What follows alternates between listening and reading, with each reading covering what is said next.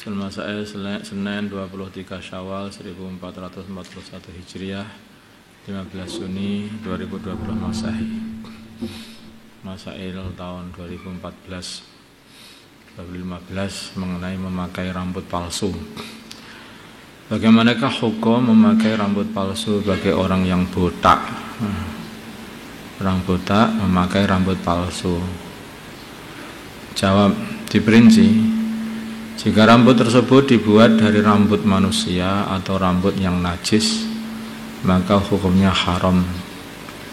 Jika rambut tersebut dibuat dari bahan selain rambut manusia atau rambut yang najis, maka jika yang memakai seorang wanita yang tidak bersuami, maka haram.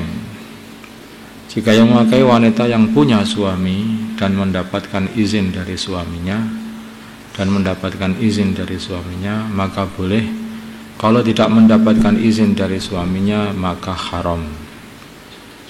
Nah, kalau laki-laki ya haram, nggak boleh, sama saja, karena bukan wanita. Karena sebetulnya ini barang seperti ini ada semacam penipuan. Tetapi kalau wanita itu sudah punya suami itu, terus suaminya pengen rambutnya itu dia mengizini, dengan begitu malah suaminya tambah seneng apa gimana begitu, itu boleh gitu. Tapi kalau suaminya nggak ngizini ya nggak boleh. Jadi kalau sudah orang wanita itu kalau sudah punya suami terus diizini suaminya, itu jadi longgar masalah berhias ini, jadi longgar. Jadi itu pun harus di bawah izinnya suami. Nafkah untuk istri dan ibu kandung. Nafkah untuk istri dan ibu kandung. Ada seorang suami yang berpenghasilan tidak tetap. Akan tetapi kalau ia mendapatkan gaji, maka ia lebih mengutamakan memberi nafkah kepada ibunya daripada istrinya. Misalnya gajinya 500.000, maka istrinya diberi 200.000, sedangkan ibunya diberi 300.000. Bolehkah istri minta cerai dengan alasan tersebut? Jawab, kalau wanita tersebut, istri tersebut masih mendapatkan minimal nafkah, maka ia tidak boleh minta cerai. Ukuran minimal nafkah adalah beras setiap hari 6 on, 1 mud. Lauk pauk menurut kebiasaan tempat tersebut, tempe misalnya, kalau orang sini ya tempe lah. Pakaian selama setahun 2 kali, musim panas, musim dingin, 2 musim misalnya. Catatan seorang anak meskipun sudah mempunyai istri, ia masih berkewajiban, ini diperhatikan ya. Seorang anak meskipun sudah mempunyai istri, ia masih berkewajiban untuk memberi nafkah kepada orang tuanya yang fakir.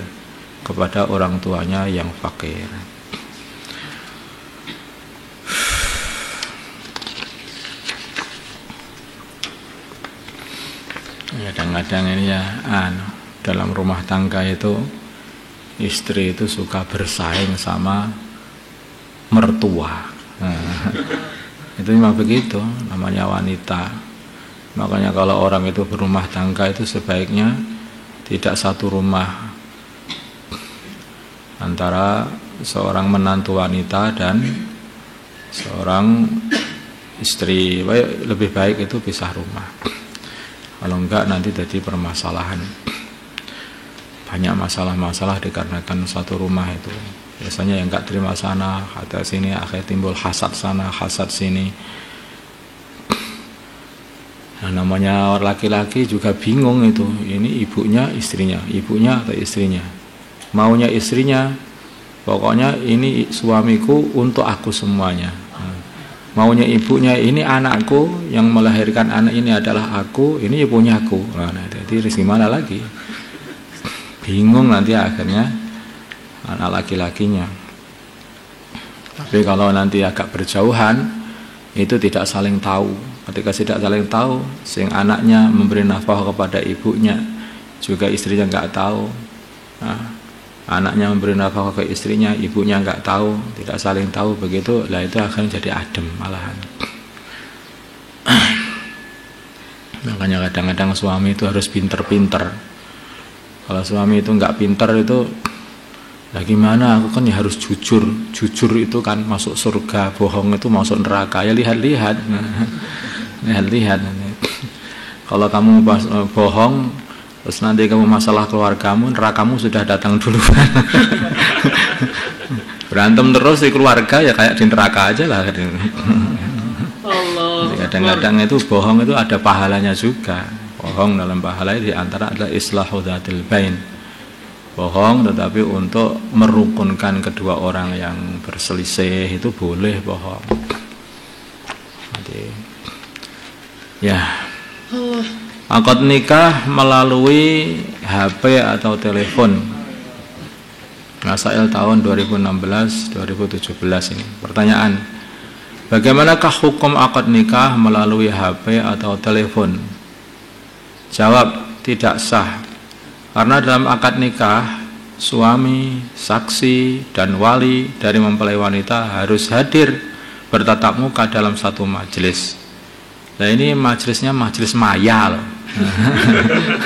Maya semuanya loh. Orang dari sana dari sini itu bukan satu majelis itu. Nah, itu makanya kadang-kadang itu saking kebiasaannya itu nonton televisi itu kayak nonton sepak bola, perasaan sudah masuk ikut di sananya, di lapangannya sana itu. Nah, demikian juga akhirnya nikah juga begitu, dibukakan komputer tampak jelas atau lewat HP jelas wajahnya sana, wajahnya sini, sangat satu sama lain sama melihat rumahnya dalam satu majelis. Itu bukan satu majelis itu. Ada layar masing-masing juga. Adapun solusinya adalah dengan taukil, kan mudah saja atau seperti itu dengan diwakilkan. Tulis surat itu untuk diwakilkan, kan surat bisa surat elektronik juga, SMS atau apa itu, diwakilkan kepada Tuhan supaya yang ini bisa. Kenapa harus pakai HP? Biar live itu masalahnya, Pak. Live itu apa tuh? Itu terus nanti nggak sah. Kalau mau live itu bukan itu live-livean, itu live betul itu. Live betul. Kalau betulan itu ya harus datang, memang nyata semuanya hadir. 4. Solusi wali nikah di luar negeri. Wali nikah di luar negeri. Ada seorang wanita akan menikah sedangkan ayahnya berada di luar negeri dan ia tidak mau menghadiri acara pernikahan anaknya tersebut. Ya mudah aja tadi seperti tadi juga, taukil. Siapakah akan menjadi wali nikah atas wanita tersebut? Yang berhak menikahkan adalah wakil dari ayah. Wakil dari ayah wanita tersebut. Kalau tidak ada ayahnya, kalau tidak ada atau ayahnya tidak mau mewakilkan, maka yang berhak menikahkan adalah sultan atau wakilnya sultan. Insyaallah ya KUA ini sudah menjadi wakilnya sultan.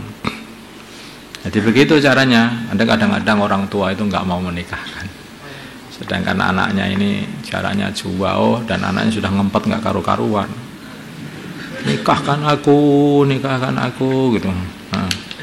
Orang tuanya nggak mau. Gimana seperti itu? Ya, itu diserahkan kepada sultan aja. Pergi ke sultan atau wakilnya sultan yaitu KUA.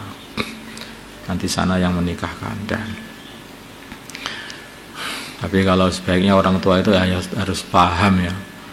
Namanya anak itu kalau dipaksa-paksa sudah pengen menikah sama seseorang, terus kemudian itu muncul nggak boleh ya, nggak boleh loh, dia itu juga nggak ngerti gantinya juga nggak ada, pokoknya nggak boleh juga nggak menjaga dan sudah keluyuran bareng juga lah. Kalau sudah seperti ini berbahaya, maka yang cepat-cepat dinikahkan biar halal. Dan nanti kalau ternyata setelah nikah itu terus nggak seneng ya cerai. Nikah sama yang lain lagi. Kalau nikah boleh, cerai boleh aja lah. Kan begitu. Orang agama itu sebetulnya mudah aja, dengan nggak usah susah-susah. Tapi orang itu kalau sudah apa-apa itu jangan mudah-mudah ya. Nikah cerai itu juga nggak baik sebetulnya. Itu namanya orang itu ya nggak tenanan gitu lah apa-apa itu. Seperti orang kalau kerja, kamu masuk dalam perusahaan kerja, kamu keluar lagi, masuk lagi, keluar lagi, masuk lagi, semua dicoba-coba seperti itu. Lama-kelamaan seluruh perusahaan tidak akan menerima kamu. Seperti kamu kalau nikah cerai. Lagi seluruh wali-wali wanita tidak mau menikahkan anaknya sama kamu. Jangan, itu orang gila itu.